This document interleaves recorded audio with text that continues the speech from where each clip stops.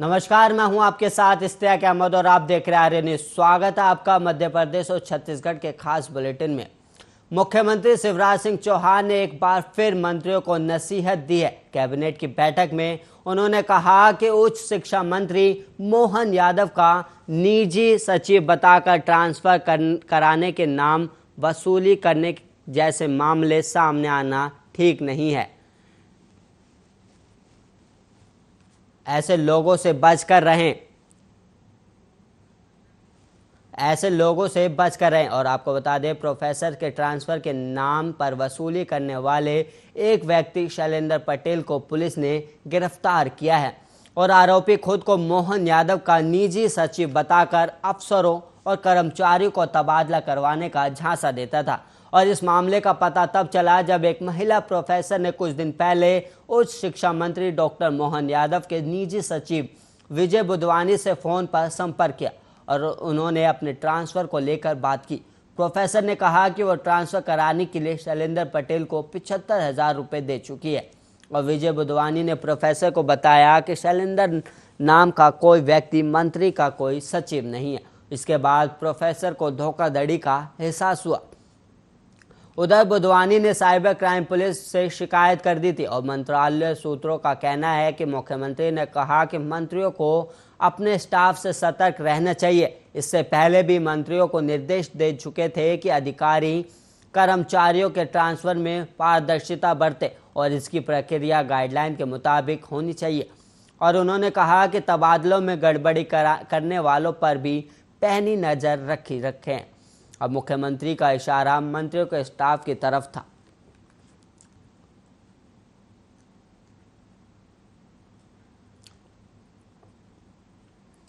और वहीं इंदौर में 60+ वाले 100% के वैक्सीनेशन का टारगेट मंगलवार को पूरा कर लिया गया है और सभी को एक डोज लग चुका है, जबकि आधे से ज़्यादा को दूसरा डोज लगा। प्रदेश का ये पहला शहर है जहां सभी बुजुर्गों को पहला डोज लग चुका है। और वहीं आज प्रदेश में 10 लाख लोगों का वैक्सीनेशन होगा। हालांकि शासन ने जुलाई अंत तक 100% आबादी को वैक्सीनेशन लगाने का लक्ष्य रखा था, लेकिन उसे पूरा करने में अभी 1 महीने और लग सकते हैं। कारण वैक्सीनेशन की कमी। और टीकाकरण अधिकारी तरुण गुप्ता ने बताया कि 60+ वाले 3,10,611 को टीका लग चुका है और वहीं हमारा टारगेट 3,01,343 वैक्सीन लगाने का था और हमने 103% लक्ष्य को पा लिया है।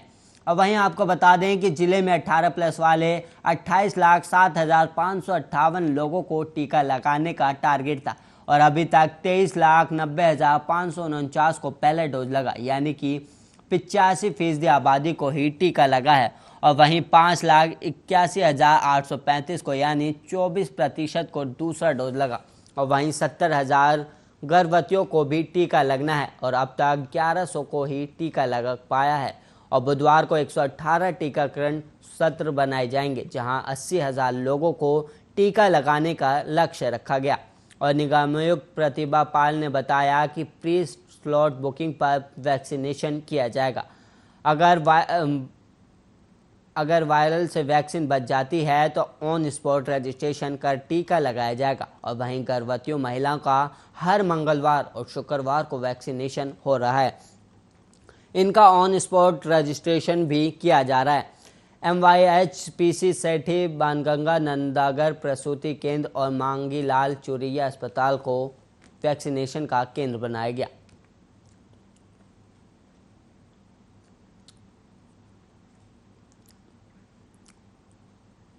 छिंदवाड़ा शहर के कुंडीपुरा थाने में 14 साल की नाबालिग का प्रसव पीड़ा होने लगी और नाबालिग दुष्कर्म की शिकायत करने आई थी। थाने में हड़कंप मच गया। थाना प्रभारी पीड़िता को थाने के खाली कमरे में ले गए और महिला स्टाफ की मदद से प्रसव करवाया। नाबालिग और बच्चा दोनों ठीक है और उन्हें जिला अस्पताल में भर्ती कराया गया। घटना मंगलवार देर शाम की है। थाना प्रभारी पूर्वा चौरसिया के मुताबिक एक 14 साल की नाबालिग दुष्कर्म का शिकायत कराने कुंडीपुरा थाने आई थी, तभी उसके पेट में दर्द उठ गया। थाने में की महिला कांस्टेबल और एक काम करने वाली महिला की मदद से कमरे में ले जाकर उसका प्रसव कराया। प्रसव के बाद पीड़िता को जिला अस्पताल में भर्ती कराएगा। शिकायत लेकर आए पीड़िता ने बताया था कि उसी के गांव के आकाश पुत्र सुनील युवनाती ने शादी का झांसा दिया था। इसमें वो फंस गई और वह दबाव बनाकर दुष्कर्म करता रहा। पीड़िता के अनुसार आरोपी आकाश उसे 9 महीने से शादी की बात कहकर थाने आने से रोक रहा था और 3 दिन पहले वो शादी से मुकर गया। इसके बाद पीड़िता थाना आई थी और थाना प्रभारी पूर्व चौरसिया ने बताया कि पीड़िता की शिकायत पर आरोपी आकाश को हिरासत में ले लिया और उस पर दुष्कर्म और पोक्सो एक्ट के तहत मामला दर्ज किया गया।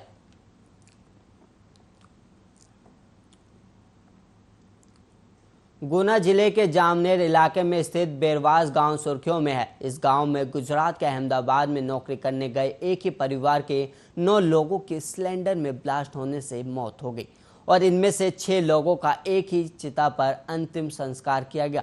इस दर्दनाक हादसे के बाद ग्रामीण स्तर पर रोजगार और मनरेगा जैसी योजनाओं पर सवाल उठा रहे हैं। 1300 की आबादी वाले इस गांव में रोजगार की स्थिति खराब होने से पलायन लगातार जारी है और यहां गांव तक पहुंचने के लिए पक्की सड़क जरूर है जो गांव के मुहाने पर आकर खत्म हो जाती है और पूरे गांव में लगभग अधिकतर हर घर कच्चे ही बने हुए हैं। गांव में राजब, पोट, मीना और हरिवार समाज के अधिकतर लोग रहते हैं। गांव की शुरुआत में ही पंचायत भवन और प्राथमिक स्कूल हैं। बारिश के चलते दोनों परिसरों में पानी भरा हुआ था और वहीं रास्ते भी कीचड़ से सने हुए थे।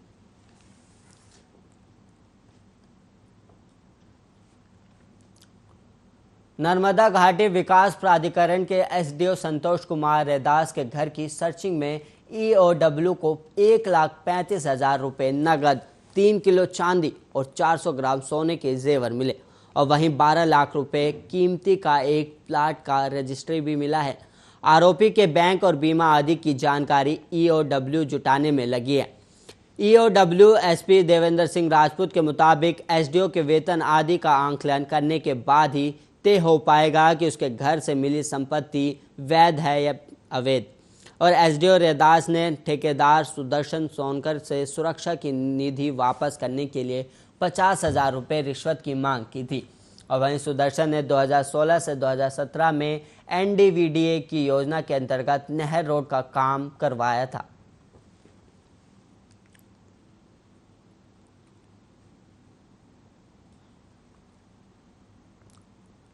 एसीबी में सालों से लटके मामलों पर बुधवार को हाईकोर्ट में सुनवाई होगी और एक पत्र को कोर्ट ने जनहित याचिका मानते हुए सुनवाई शुरू की।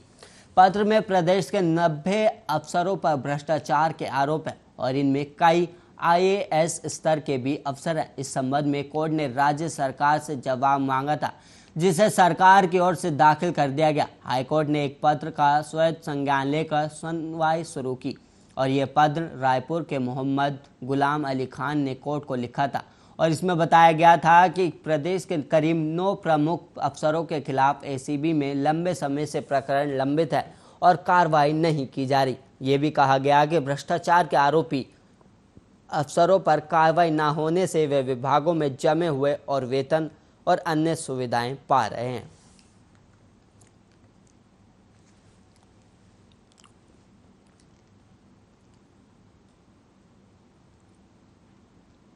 हेल्थ एक्सपर्ट ने संभावित तीसरी लहर के लिए एडवांस तैयारी की है। आशंका है कि कोरोना की तीसरी लहर बच्चों को ज़्यादा चपेट में ले सकती है। ऐसे में रायपुर के आयुर्वेदिक कॉलेज में 24 घंटे 7 दिन चलने वाले बच्चों के अस्पताल की व्यवस्था की गई।